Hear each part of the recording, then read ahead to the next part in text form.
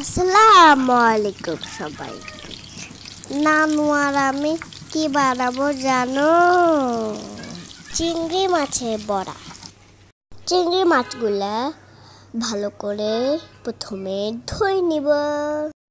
এরপর মরিচ, লবণ, মশলা, হলুদ, বেশি করে পেঁয়াজ কুচি, রসুন বাটা, জিরা ধনিয়া গুঁড়া, মরিচ কুচি আর ধনিয়া পাতা দিয়ে দিব।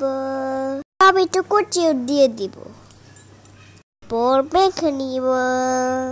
এরপর আটা দিয়ে দিব। আটা দিয়ে আবার মেখে নিব। এরপর একটি ডিম ভেঙে নিব। ডিম সহ ভালো করে মেখে নিব। এরপর ফ্রাই প্যানে তেল দিয়ে দিব। গোল গোল করে প্যানে দিয়ে দিব। একটা একটা করে সবগুলা দিয়ে দিব। বড়গুলা আস্তে আস্তে ভেজে নিতে হবে। পাশে গেলে আমরা উল্টে নিব।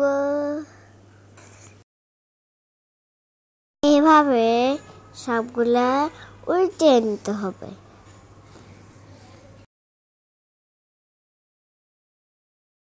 কিছুক্ষণ পর ধনবাস হয়ে গেলে থেকে উঠে নিব। আমরা একটা টেস্ট করে দেখেছি, ঠিক আছে সবগুলো। এভাবে বাকিগুলা ভেজে নিব। এখন আমরা সস দিয়ে ভাত দিয়ে এগুলা খাবো। আল্লাহ হাফেজ। অনেক মজা।